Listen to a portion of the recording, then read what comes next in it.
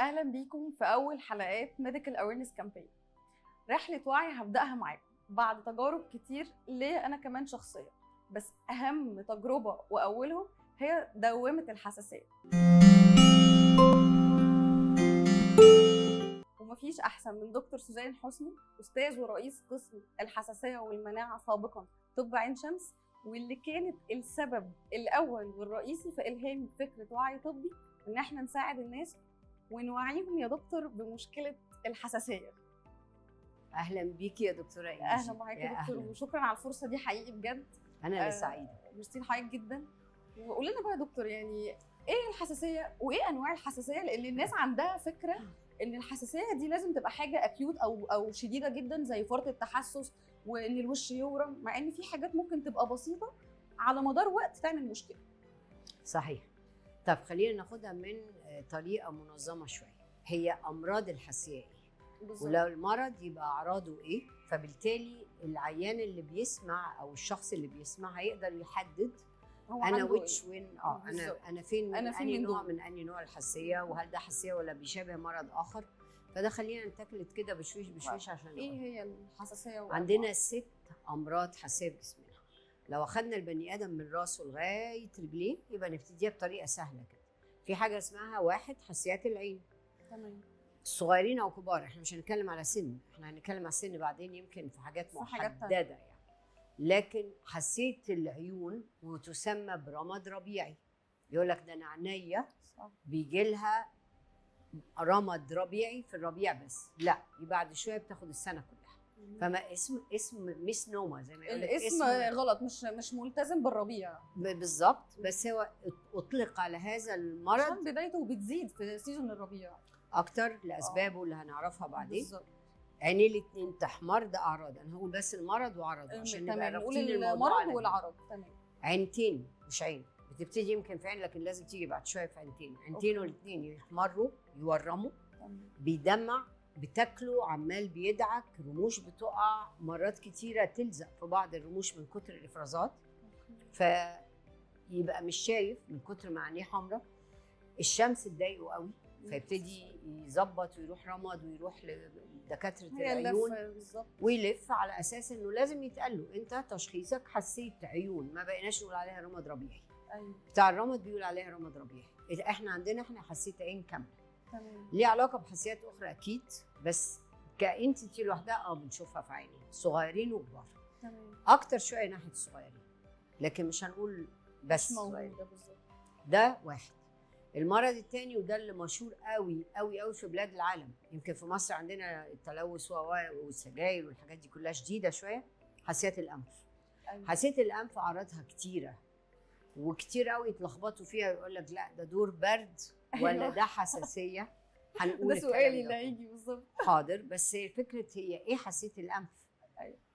1 بعد اسباب اللي هيعرفها بيجي له اعراض كتيره. ما قلناش حساسيه الانف تبقى اعراضها كلها مع بعض في نفس التوقيت، عمرها ما كانت. عرض بيجي ويروح، ومره خفيف ومره تقيل، فعشان كده العين بيعديها ويقول لك بيفكر حاجه بسيطه وعدت، رشح شويه وراح. عطس. بس لما يزيد العطس بطريقه شديده ويقول لك بعطس ورا بعض يبتدي اوير بقى انا لا ده انا في حته تاني، ده مش موضوع برد.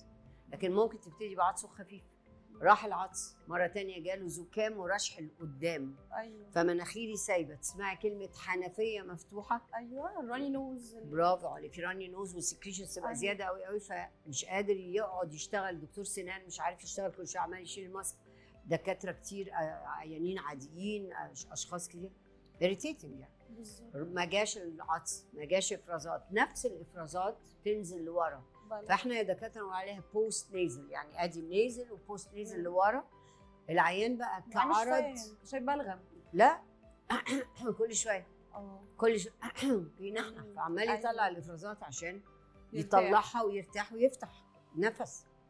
وصلت الافرازات لاخر حته في القصبه الهويه، ما جاتش ده او جاء افرازات وما عملتش النحنحه كتير توصل لهنا. ريفلكس، ده ربنا مدينا ريفلكس، ده كح. ايوه. بيكح مرة عديناها، 2 بقت مزمنة، في كحة بشرقة، في كحة وهو بياكل، في كحة تلاقيها طول الليل مصحية طول النهار مش عارفة انام من كحة. ما قلناش الكحه كل اسباب الكحه تبقى حساسيه، لا، في اسباب تانية كتيره للكحه، بس لما تلاقي عرض ده يجي ويروح والعرض اللي وراه يجي ويروح، ده كله لسه في الافرازات. اوحش عرض لحساسيات الانف القفله، تتقفل ناحيه او ناحيتين وتبدل، او في حته يقول لك لا ده بتتقفل وبعدين يجي لي الصداع الحته. بص دي كلها جيوب انفيه، انا بشاور كده. حضرتك بنقول بقى دي حساسيه الجيوب الانفيه. برافو عليك، ما بقتش جيوب انفيه، بقت انف. ليه؟ هقول لك ليه حالا بقت بقى انف ده كاملة. الدارج ده اللي احنا بنقوله. كل ده صداع. أيوة. كل ده صداع لغايه هنا جيوب انفيه، تورم تحت العين. أيوة. وتسود بعد شويه، فيقول لك لا انا مصدع، انا عيني ده صداع نصفي، واروح لدكتور اعصاب عشان اعالج الصداع النصفي اللي هي ماسكه اكتر في قفله. ده بقى الغلبان، ده بقى بيلف بقى كتير، لانها بتمسك في ناحيه واحده وتصدع الحته دي، فتشخص على انه صداع نصفي. طب ما تصلح، ما انت عندك اسباب تانية اهي، في اعراض اخرى، فتقدر تشخص ويتش اوف ويتش من ده. صح. ده اعراض حساسيه الانف. تاثر بتسمع في 3 اماكن مشهورين. في الاطفال التيوبز اللي بين، ويقول عليها ستيكين تيوب، ده مشهور الاسم ده، بين الانف لغايه الودن الاذن قد كده، طفل صغنن بتكبر معاه بتبقى لسه بالظبط، عشان كده هي بتخف كل ما بيكبر الطفل شويه، او وهو طفل وابتدت تجيله من سنه طالع من عمره، اقل من سنه بتيجي طبعا كتير، وخصوصا اللي بيرضع بطريقه معينه وليها كده اسلوب معين. ترشح افرازات وتوصل لغايه الاذن، مرة واثنين وثلاثة الأذن ابتدت توجع، يشد، بتورم، الطبلة تبتدي تتأثر فالوجع يشد. كتر الإفرازات تأثر على الأذن الداخلية، السمع، يبقى بعد شوية لو اتثابت مشكلة تانية خالص، دخلنا في موال تاني. أيوة. فبنلحق عيالنا اللي هو دايما يقول لك ودني بتشدها، ودني كل شوية رايح لأنف أذن عشان أشوف الودن اللي فيها التهابات. ده مش التهاب، عمره ما كان التهاب. التهاب يعني فيروس أو بكتيريا أو ليه علامات، لا ده ترشيح من الاذن بتوصل للودان. فتلاقي قوي كتير قوي بتوع الانف واذن يبعتوا لك العيان اللي هو عمال يعمل في عمليات تيوبس. طب انا هشيل التيوب اللي هي بتفتح الوصله دي عشان ارجع الاذن تاني. طب ما بيرجع تاني، وهنشيل التيوب وهنرجع بتيوب تاني.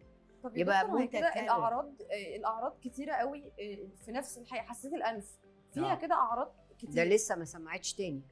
تسميع كتير، العين تحمر بس ما بتبقاش زي حساسيه العين الاصليه. أيوة. فتلاقيه بيدعك ويدمع بس بسيط، مش زي ما اتكلمنا على اهم تسميع في الكبار. يعني بصي الاطفال يبقى الاذن، لان التيوبس كده القصبه الهوائيه تروح منزله افرازات على شعب هوائيه، فيبقوا ليهم علاقه ببعض، اللي هي حساسيه النمره 3، حساسيه الشعب الهوائيه. أيوة. زمان كنا نسميها ربو لان ما كانش ليه علاج. أيوة. ترم ربو ده اتلغى خالص، ويا رب الناس تعرف انه اتلغى لان بقى لنا علاج.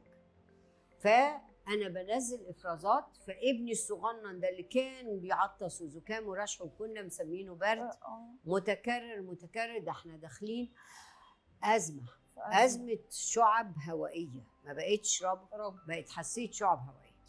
معلش يا دكتور، يعني دي كان سببها ان احنا كان في حاجات المفروض نلاحظها ما لاحظناهاش، فبتتطور للازمه او للرب. احنا بنسميها مرض واحد النهارده، حساسيه الانف، وصل الهواء من اول حته قصبه هوائيه، احنا جايبين البدايه، وتوصل لغايه شعب الهوائيه لاخر حتتين في الرئتين، فبتجيب الازمه. بس الازمه ليها وضع محدد، يعني ممكن ابتدي بحساسيه شعب، ايوه، ويبقى سابقها شويه حساسيه انف ومعدينها، والعكس صحيح. فبقينا عليهم مرض واحد. ليه؟ ده جهاز تنفسي واحد، انا بوصل من الهواء من اول حته لغايه القصبه لغايه الشعب الهوائيه. فكلنا بنسميها مرض واحد. نيزل الرجي حساسيه الانف ممكن لوحدها وتفضل وتسيب، او تاخد الازمه بتاعتها، او يبتدي بازمه من الاصل، بخاخات بقى والجهاز والنيبلايزر والدنيا دي كلها. ودي ثالث نوع من حساسيات الصدر. بس الازمه بتيجي واضحه والام بتعرفها على طول، الكبير عارفها على طول طبعا، لانها بتيجي شارب وواضحه وبيحس بالخنقه بتاعه النفس على طول. كحه شديده مع كتمه صدر طابق عليا صدري، مش عارفه اخد نفسي. أيوة. وبنهج وبسمع صفاره. التزييق الرفنعه تبتدي في الاول فيسمعها العين وهو نايم، الام تسمعها تزييق الطفل عشان ايدها عليه على طول، تسمعيه على طول، فتسمعي تزييق واضحه، فده اتاك واضح، يعني ده خلاص ده ازمه. مره الثانيه لا، نفكر ليه بتتكرر، ده مش التهاب خالص، ده حساسيه. دور هنعالجه برد مضاد حيوي، بالظبط. ما في فيروس يعمل ويسيب لي بقيه اللي هو البوست فيروس، كاف او ويزز او يزير يعني. بس ده فيروس خلصنا عرفناه، راح انتهى ما رجعش تاني.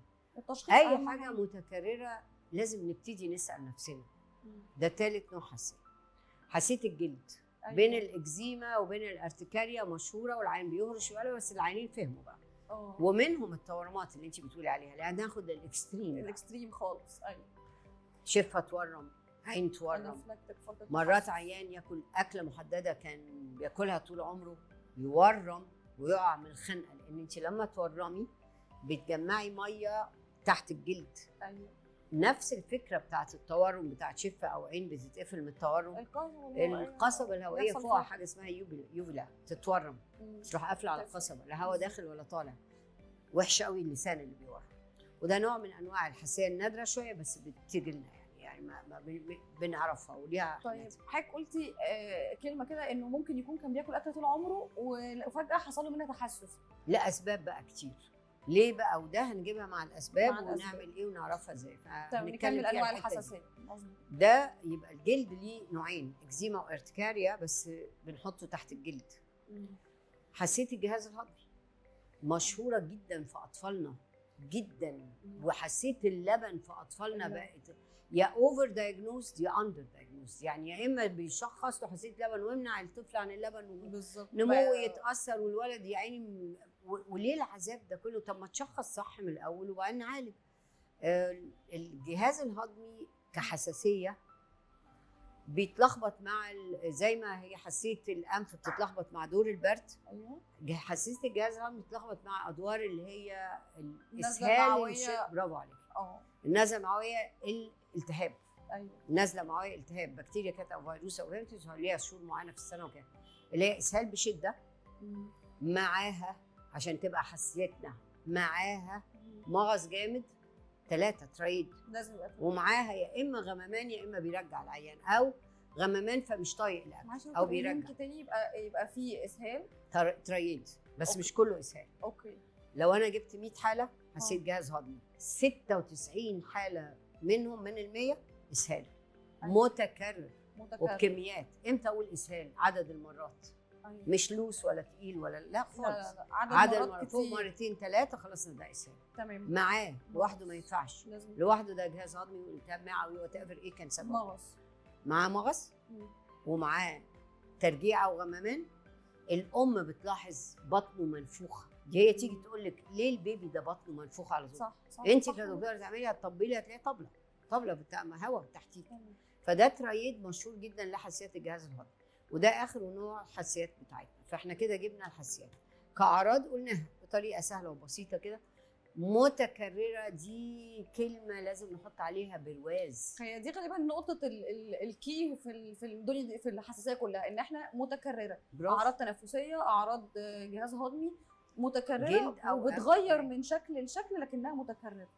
يبقى نبتدي نسال، نبتدي بقى ندور. لو انا مره اتاك حاد اكيوت مره، تاني مره اسال، تالت مره لا اقف بقى. أيوة. ابتدي افكر ده نوع اني نوع من الحساسيات. هو ده الهدف يا دكتور، ان انا عايزه اوصل ان هم يعني الناس امتى تقول ان انا عندي حساسيه وامتى لا انا عندي دور برد، انا عندي نزله معويه، عشان هي الحاجات دي اللي بتخلينا نلف اللفه من اولها غلط. لا ده حقيقي. فالتكرار دي كلمه عليها برواز. بالظبط. عرفنا كل حاجه وليها اعراضها. تمام. جالنا اطفال او كبار ونبتدي مثلا في حساسيات اللي هي دارجه قوي وكتير قوي قوي حساسيات. ما احنا سيبنا حته انواع الحساسيه. الجهاز الهضمي لا مش دارج، مش كتير، بس في الاطفال بطريقه ما. احنا قلنا 96 حاله من ال100 اسهال 4 امساك شديد. ايوه. فالناس كلها تقول ده ما جهاز هضمي. طب انا بروح لرتب القولون المزمن العصبي اللي يسميه ما تسميه والادويه وباخد لا والحاله ما بتتحسنش وما بتحسنش. ليه؟ بالادويه هنقول، لكن ده في منه 4% صحيح مش كتير، بس معاه ده امساك بشده، مغص جامد، البطن اللي منفوخه، ويا اما غممان يا اما ترجيع. لو ترجيع تبقى ترايد كامل، لو غمام ناخد نص العرض يعني. أيوة. فانت معاكي ده ومتكرر، طب ما نبتدي نسال. انما لو انا اسهال بس او مغص او امساك بس من غير الحاجات الثانيه بالظبط يعالج مع جهاز هضمي ويبتدي يشوف اسبابه كده. فبعض الاطفال لما بيبقى في حساسيات جهاز هضمي، ودي اكتر في الاطفال، ويبقى اكتر علاقه ليها شديده باللبن، حساسيات اللبن وحساسيات القمح شويه، لكن دي ليها علاقه شديده بحساسيات اللبن. هتلاقي ان الاسهال بيبقى بكميات كبيره. في بعض الاحيان الام بتشوف دم بينزل في البراز، ما لقيناش دم من بعض الدكاتره اللي جايه لنا العيان ومعاها تحليل بندور على دم جوه البراز، بس ما بنشوفوش بالعين المجرده، بنشوفه تحت الميكروسكوب وليه اسم اوكل بلاد، وده يتعمل كتحليل عشان ابقى ماشيه في المسار الصح. خلاص انا شخصت واحد من امراض الحساسيه دي كلها، محتاجه اقعد مع عياني اخد منه نمره واحد هيستوري. التاريخ المرضي للعيان ده من اهم بس حاجات بتساعدنا في التشخيص. يعني ايه بقى الاسباب هنقولها. بس لما بتقعدي لعيانك انت عايزه تشخصي كدكتور او كدكتور صغير بيعالج اطفال او دكتور كبير بيجيله في وحده في مصر في اي مركز، جالك الحاله مره واثنين وثلاثه وانت عمال بتكتب في ادويه، حساسيه الانف بديها مضاد للهستامين، بديها فاتح للنقط البخاخات، وات ايفر الانواع والاشكال. انت عندك بتاع 120 130 دواء لكل مرض في الحساسيه دي كلها ليها حاجاتها. بتتكرر مره واثنين وثلاثه، طب ما تفكر ابعته لواحد متخصص في الحساسيه. انت قول له دور على اسباب حساسيتك، روح بيبقوا شايفينها مناعه ضعيفه، بيكونوا شايفينها دور برد اصل هو عمل سافر تعرض لهواء قدام باب الثلاجه شويه وبريت والتكييف كان مولع طول الليل. لا احنا بنسمعها ما حدش بيفكر، ما عشان كده احنا ده اللي احنا بنحاول فعلا نستريس عليه. ماشي. جالك العيان الهيستوري مهم قوي، فانت بتاخدي تاريخ مرضي هتشخصي مين ده حساسيه عين، ده حساسيه انف، ده حساسيه. كل الست امراض حساسيه بيرجعوا في نفس التشخيص لواحد هيستوري، تاريخ مرضي باخد منه اسباب حساسيه. بسال بمعنى الاسباب المشهوره جدا السجاير، واحد بيشيش وبيته مليان والاطفال بتاعته مأزمين وحالتهم. لا يا ابني، ما انت ده احنا عندنا صوره مشهوره عندنا يا بتوع الحساسيه، الاب بيدي الولد صغنن 6 سنين بيديله شيشه، علمه شيشه. ايه راجل في حد يعمل كده؟ فالسجاير والنيكوتين كنيكوتين، يعني احنا بنتكلم على 9 انواع نيكوتين، مش بس ماده شيشه، لا ده سجاير وشيشه ومعسل وجوزه ونرجيله وسيجار وبايب وفيب وايكس. كنت لسه هقول لحضرتك والحاجات الالكترونيك الفيب وكل الحاجات دي ماده نيكوتين. احنا يهمنا احنا يا بتوع دكاتره الحساسيه نيكوتين. قد ايه النسبه ومش قد ايه دي ما تفرقش معانا كتير قوي. دخلنا في السجاير ليها علاقه ب6 انواع حساسيه وطبعا ليها علاقه بمشاكل الاخرى بقى جهاز هضمي وحاجات ثانيه، بس احنا بتاعنا بتسال عيانك من الهيستوري مربي ايه في البيت، كلب وقطط وعصافير وكناريا وبغبغانات وحمام والارياف البط والوز والفراخ وكم هائل من التربيه دي كلها بنمنحها الى حد كبير لانها بتبقى عامله حساب باشكال والوان. الاسئله الاخرى عايش في انهي منطقه، عايش في انهي بيت، في انهي دور، تهويه، انهي برافو عليك، البيئه المحيطه، بلاد سواحل ولا بلاد داخليه، لان السواحل فيها رطوبه عاليه قوي، يقول لك في اسكندريه بتعذب طول الشتاء. فالاسئله دي بتهمنا جدا مع العيان من اول قعده، وبتاخدي منه هيستوري كامل شخصتيه. نقول مثلا نبتدي في حساسيه سهله بقى، بلاش الجهاز الهضمي الصعب شويه، حساسيه انف وصدر، هي دي كتيره كتيره جدا شائعه واكتر حاجه منتشره، والجلد الى حد كبير يعني. عايزه تشخصي اخدتي هيستوري، طيب عايزه اشخص اكتر، انا ده هيستوري، عايزه اعمل حاجه اقف عليها صخر واقفه على تشخيص. المشهورين في كل هيبقى جايب لك دفتر من التحاليل، صوره دم وتحاليل سكر وتحاليل ولف على دكاتره كتير قوي. لف ما قلناش لا، بس حرام بيصرف فلوس على الفاضي يعني. فانت عشان اشخص تارجت، ما انا المفروض اعلم دكتوري الصغنن ده ما تفضلش تطلب مليون تحليل من عيانك. لو انا عايزه اشعه هطلبها، بس هطلب الاشعه المخصوصه ليه، للصدر يبقى عايزه اشعه مقطعيه ولا عاديه ولا MRI. لا ده انا عايزه تحليل دم عشان اعرف انهي كرات متاثره وانهي حاجه. كل ده ما قلناش لا، بس ده ما يشخصنيش اسباب حساسيه. يبقى انا هطلب تحليل استفاد منه نوع الحساسيه ايه واسبابها ايه من التحليل نفسه. تحاليل الحساسيه اشكال والوان، عايزين نقلل على عيالنا التكلفه وعايزين نقلل عليه اللفه والدوخه بتاع، ما هو دايخ قبل كده يعني، عشان نبقى تارجت على حاجه. اختبارات الحساسيه الجلديه ده كورنر ستون في العالم كله، يقول لك ده العمود الرئيسي اللي نبدا نشخص اللي بتقف بيه عليه كدكتور وكعيان. تمام. فحتى مصر احنا بنشخص بيه بالاختبارات الجلديه. بره مصر اقتصادهم شديد وعندهم تامين صحي متين يا رب ان شاء الله قريب يعني. لكن يشخص بالعيان باختبار الجلدي الاول، وحط البلان بتاعته اللي هيعالج على اساسها واسبابه ايه. هنتكلم فيها حالا. يجيني العيان ده بره مصر، مش في مصر لسه للاسف يعني. بعد 3 أسابيع بناخد منه عينه الدم ونبعتها للمعمل. يبقى ده انذر تول ان انا اشخص بيه حساسيه. اوفر عليه كمان المسار بتاعه. بس ايه اللي باخد بيه؟ يعني سبيسيفيك اي جي بناخده، ما قلناش لا، بس ده بره مصر. ويقارن الاثنين ببعض. تحليل الجلد يطلع لي الاسباب دي، وتحليل الدم ده يطلع الاسباب دي، ونقارن اللي باخده وبقف عليه تحليل الجلدي. طب بعمله ليه ده؟ اقتصاد شديد وعينك، وده تامين صحي ويقدر يعمل لك قضيه. واحنا عندنا بقى في مصر ما بنعتمدش قوي على اختبار سبيسيفيك اي جي. اعتمادنا الكلي على اساس انه ده البارامتر الاصلي وده اللي بنعلمه للناس وده. فبتوع الحساسيه هم اللي يعملوا اختبارات حساسيه عشان تقراه. وهعمله ليه؟ عشان اعالج بيه.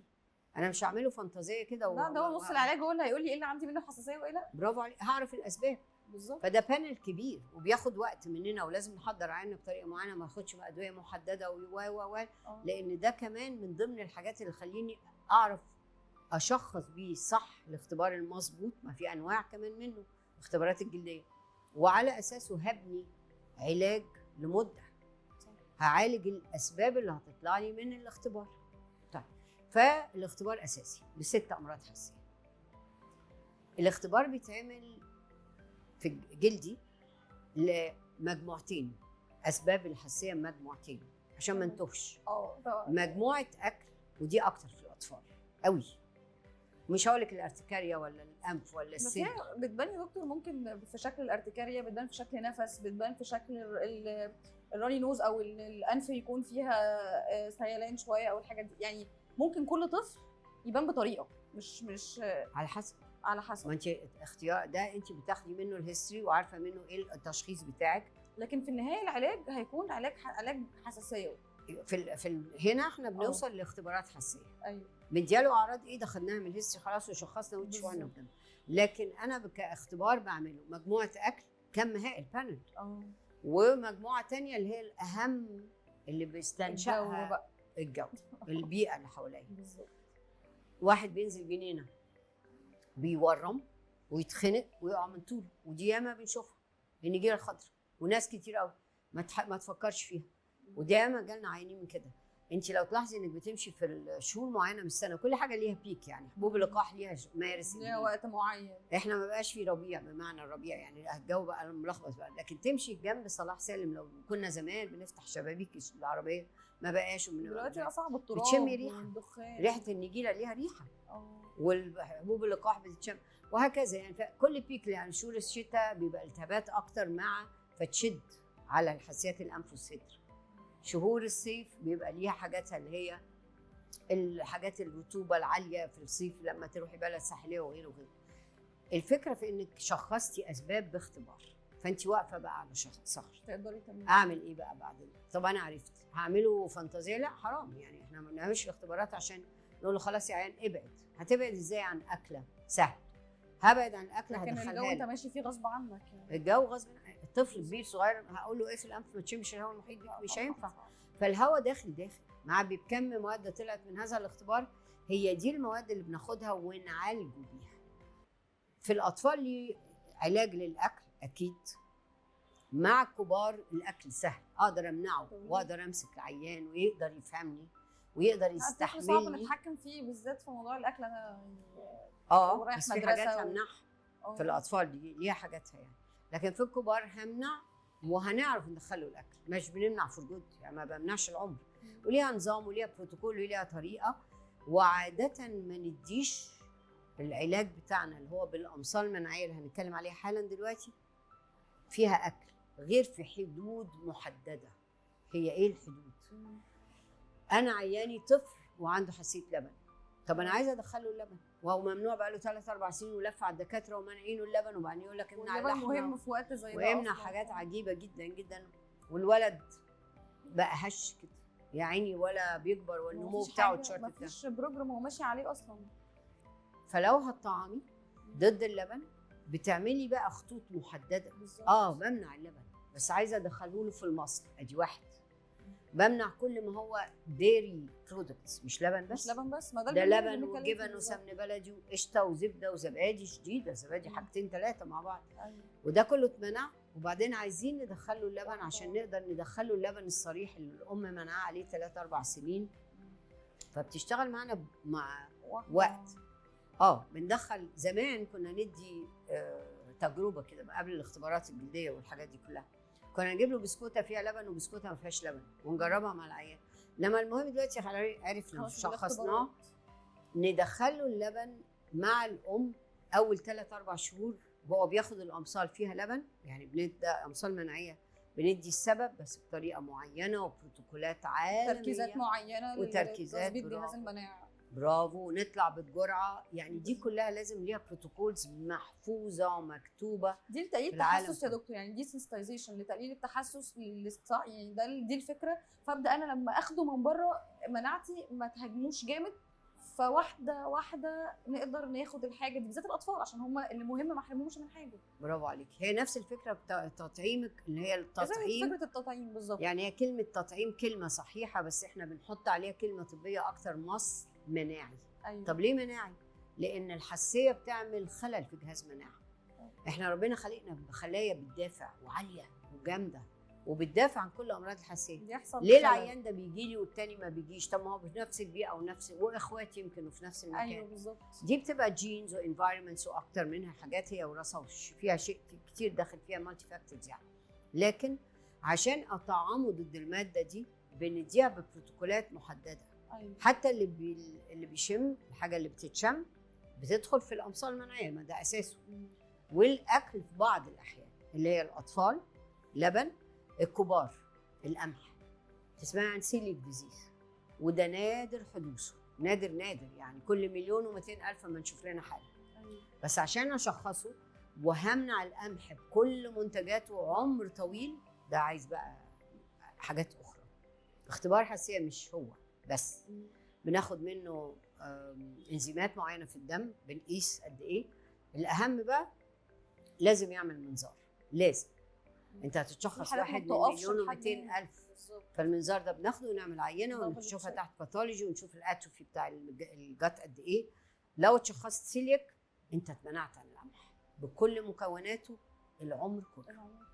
القمح بيدخل في كم هائل من الحاجات، لكن لو هو مش سيليك وهو حساسيه قمح مختلفه خالص، او نقول عليها ايه، مش ويت الرجي، لا ويت انتولرنس، يعني انا يا جهاز هضمي مش متحمل القمحه اللي بتدخلي، فبالتالي بعمل اعراض بتفرقع الخلايا اللي هي كانت بتدافع، بقت خلايا بتهجم فتفرقع وتطلع هيستامين وتطلع 11 ماده، ليكوترينز وبروستاجلاندينز وكم هائل تعمل لي اعراض المواد.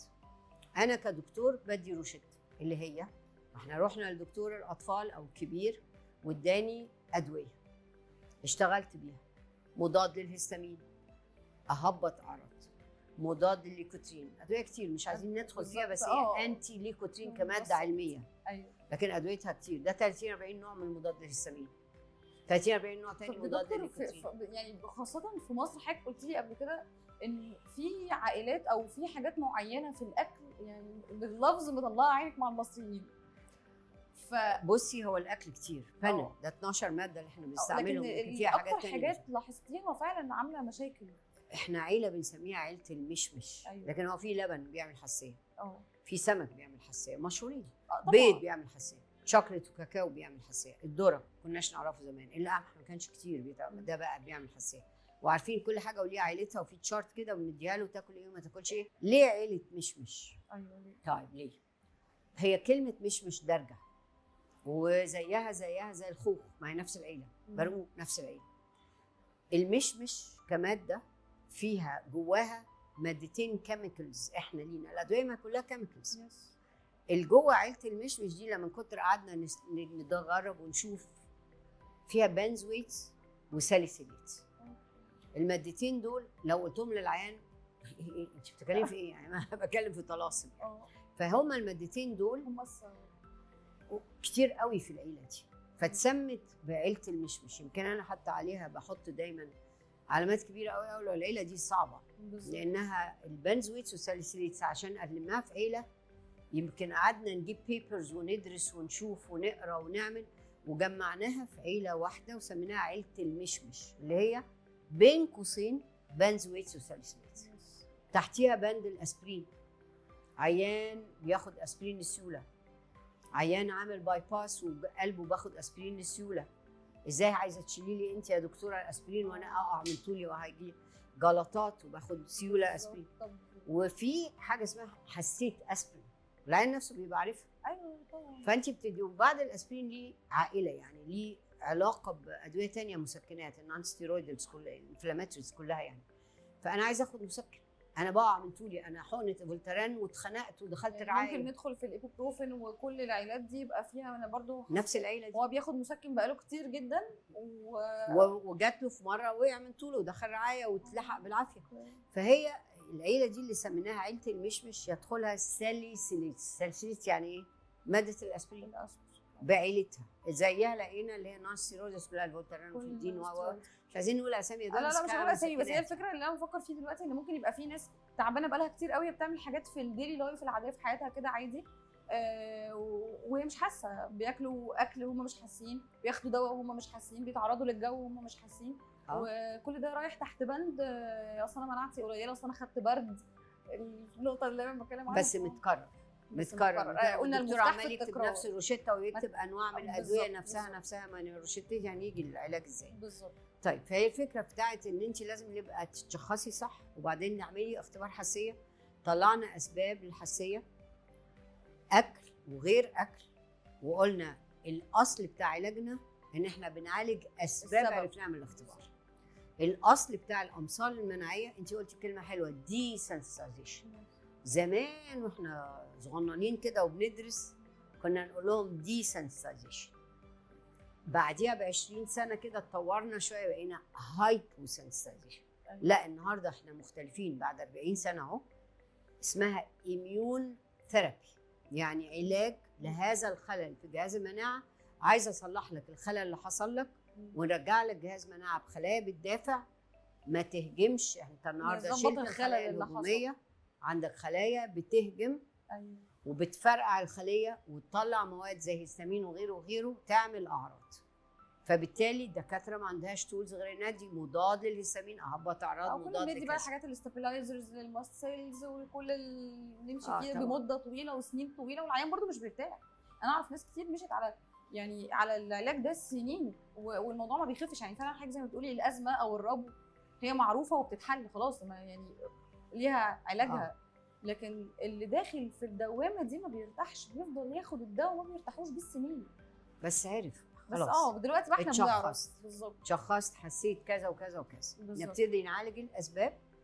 الامصال المناعيه عباره عن الحاجات اللي في الجو، قليل قوي بنحط فيه حاجات في الاكل. وشوفنا المثل بتاع البان بتاع الاطفال، ولازم تعلمي الام وتدخله اللبن ازاي، ودخلناه الاول في بسكوت، دخل فرن وكسرنا الكازين ونعلمها وازاي تطلع بيه لغايه لما، وبندخله احنا في الامصال. فاحنا ماشيين تو روتس مع بعض لغايه ما هقدر في وقت هدخلها اللبن الصريح والجبن وكل ده، وابنك اكل لبن وانسيني بقى وانسي الحساسيه بتاعته. لكن في الكبار القمح، ودي اكتر شويه، لان انا همنعه من العيش ازاي؟ مع نفس الفكره. فلازم برضو اطعمه ضد حاجات معينه اللي بتعمله الحساسيه. الحاجات الجو معروفه بقى، البولنز اللي هي حبوب اللقاح، السجاير طبعا دي نمره واحد طبعا لغايه نمره 10 يعني. فسجاير وبعدين يطلع بعد كده حبوب اللقاح، النجيله الخضراء، الفطريات الرطوبه، دي انواع واشكال. البخور والبرفيومز، ده الحبوب اللقاح داخله في الصابون والبرفانات والشامبوهات عسل نحل، حبوب لقاح. تمنعي ليه عسل نحل؟ طب ما حبوب لقاح هدخله لك، بس الصبر لما نطعمك شويه. وكمان عندك اسباب تانية، حشره فراش المنزل، فانت سامعه فرنسا هو البق بالظبط، ده بق، ده انسنت بايت، فتعمل حاجات لكن ما تعمليش حساسيات. لكن حشره فراش المنزل ما نشوفهاش بعينينا بالظبط، دي بنشوفها تحت الميكروسكوب. ومشهوره وتتكاثر بسرعه شديده مهما نظفتي ومهما حطيتي حاجات في شمس، ومهما زمان كنا نكوي الحاجات كان عذاب، لكن ده بيتطعم ضده، فيعني ما بقتش مشكله. فانت عندك مص مناعي، عندك الاسباب عرفتيها من الاختبار، اديله المص. ليه بروتوكول بقى، قد ايه الجرعه وقد ايه الازايز، واشد في الجرعه واشد في قد ايه، وليها وقت. تركيزات وحسب بتبقى بتاخد وقت قد ايه يا دكتور يعني؟ زمان ده سؤال حلو. أو كانت من امثالنا حقن، بطلنا. عملناها شويه انترنيزل في الانف، بطلنا، يعني كانت ليها مشاكلها. النهارده تحت اللسان ونقط، وبقت بكل سهوله. سهل كده. زمان كان العيان رايح جاي على العياده بياخد الحقن في العياده، أو دلوقتي لا، خد المص بتاعك بس حافظ عليه بطريقه معينه واستعمله زي وليه بروتوكول بقى، وتدي له ورقه وتفهميه. الموضوع صعب وبدا يتحل، والحمد لله الحل سهل كمان الحمد لله. طريقين لعلاج العيان، ما عندناش تالت. شخصت عندي حساسيه انف، هدي لك يا اما روشته فيها كلها ادويه مضاد للهستامين ومضاد للنيكوتين، هتاخدها تبطل الدواء ترجع الاعراض، هتاخدها تبطل الدواء. يبقى انت بتسمي الطريق ده علاج اسباب؟ لا، ده علاج اعراض. صح. 5% تحسن، العيان بيسمي الادويه دي 100 دواء مسكنات، عنده حق، عمال يلف ويروح ويجي. بالظبط. الطريق الاخر حسيت الانف او الصدر او الجلد او الامصال المناعيه. عالج اسبابك، تتصلح بقى نسب بقى انت وعيانك بقى، وانت تديله النسبه بتاعتك. وطبعا يا دكتور بتزيد في العائلات يعني الوراثه ليها طبعا. عامل قوي طبعا. البيئه ليها عامل اكيد قوي. يعني ممكن واحد لو مثلا تعبان، لو غير البيئه لاي سبب من الاسباب فعلا يتحسن حتى ولو من غير دواء او حاجه. صحيح، بس احنا بلد اقتصادنا ضعيف. وعندك عيان غلبان، لا لازم طبعا، وعايش في البدروم، والبدروم عنده رطوبه عاليه جدا وناشفه. الحمد لله الفاكسين موجود. مهما عملتي تقولي له اطلع كل يوم الشمس بتاعت ربنا اتعرض لها ساعه في اليوم، مش صعب، وعيش في الحياه. ما ده بقى اللايف ستايل، ان احنا نغير في نمط الحياه للبني ادم ده بالزبط. علشان يعني يبقى احسن. وممكن مش كل الدكاتره برضو يا دكتور هيوجهوا ان هم يدخلوا جوه حياه المريض ويعرفوا يصلحوها له ادابتيشن، مش ان انت لو مش هعرف اعالجك، لو انت مكانك فيه رطوبه هعمل لك ايه؟ لا ينصحوا بقى نصيحه ممكن يعملها. زي ما بتكتبي روشته رخيصه وموجوده الادويه وما تدوخيش عيانك بالظبط. انت ما انت خدتي هيستوري منه. هقول له عزل ازاي، لكن لو واحد بيشرب سجاير وشيشه جوه بيته، لا ده هقول له بقى بالظبط اطلع بره البيت. لكن انا اطلع بره تشوف الشمس ساعه فيه. صح. هوي البيت كل يوم ربع ساعه في كل اوضه، يعني دي حاجات سهله. ما تدخلش اماكن مقفوله مغلقه، بالظبط. حشره فراشة بتتكاثر في حاجات المخازن، شغلته بيشتغل في حاجه ليها علاقه ليها راحه نفاذه مثلا، البرفيومز والحاجات دي كلها. هتقطعي عيشه ازاي ده؟ ما ينفعش. طبعا. تقدري تعملي له شويه حاجات انت بتقوليها له، وفي نفس الوقت بياخد الامصال بيتحسن. فالعيان بيجي لك تاني يقول لك اكمل ازاي، اعمل ايه، طب ادخل الاكله دي ازاي، وهكذا. وسهل بسيطه. طيب يا دكتور، يعني معلش احنا طولنا على حضرتك يعني، ولكن احنا قلنا في الاول تقريبا اهم العلامات اللي الام تاخد بالها منها، علشان برضو من الاول انا عايزه رساله للامهات ياخدوا بالهم ازاي من الاعراض للاطفال. انا لما احنا خلاص قلنا التكرار، ابني بيحصل فيه رشح، بيحصل فيه البلغم، بيحصل فيه الموضوع بتاع اللي حضرتك قلتي عليه. حاجه تانية ممكن ناخد بالنا منها للاطفال او للكبار حتى؟ بيسموها لك ادوار برد متكرر، مناعتي ضعيفه يا دكتوره، عايزه اقوي مناعتي. ده ترم عام، ده ملوش معنى عندنا. يعني ايه مناعه ضعيفه؟ يعني بلقط ميكروبه ولا بلقط الاعراض اللي قلناها؟ لو انا عايزه يعني اقول ده حسيت انف ولا لا، ده التهاب ده ليه بارامترز معروفه. حراره عاليه، ما انت عندك ترمومتر فوق 7.5. الحراره دي معناها التهاب على طول. ان كان الالتهاب فيروسي ولا بكتيري وحرارته تبقى فوق وتحت، ده موضوع مش قصتنا بالظبط. لكن هو فعلا كده ان انا يعني اقارن ما بين البرد واعراض الحساسيه انه متكرره وكل مره بتيجي بحراره عاليه، لا ده انت في بقره صديديه عندك في جسمك، ندور عليها ونعالج الالتهاب ده وخلاص. لا يبقى متكرره، ومن غير كده يبقى حساسيه. برافو عليك. ما فيهاش حراره عاليه او ما فيهاش الحاجات الشديده. عيان بياكل طول عمره نزل من وعى في حاجه معينه في الاكل وقع منها، او عيان عمره ما كح وبيكح وبطريقه مزمنه وبتصحيه من النوم، لا يعني في إن بقى طب انزل بقى اعمل لي اشعه مقطعيه ونشوف الدنيا ماشيه ازاي. اللي بيشرب سجاير وبينسست ان دي كحه سجاير تسمعيها بشكل شديد. انا مش قلقان دي كحه سجاير. رساله بقى يا دكتور الموضوع السجاير ده عشان الناس بتاخده هزار وسطحي جدا، واللي هو يعني السجاير هتعمل ايه وسجاره واحده وسجارتين والكلام ده. عشان هو على فكره هو غالبا ده السجاير عامله مشاكل كتيره جدا في كل حاجه. يعني بتعمل ايدجنج اصلا على السكين اصلا، يعني بتعمل كل المشاكل، كل حاجه. بس احنا بتوع الحساسيه ازمه ليها سجاير. الاوحش والاوحش قوي اللي هو COPD ده اللي هو السده الرئويه المزمنه. فانا بشرب سجاير فتاثرت جزء من الرئه. احنا عندنا الرئتين، والناحيه اليمين متقسمه على 3 حتت والناحيه الشمال حتتين. حته من الرئه ابتدت تبقى فيها هواء زياده، مع ان الرئه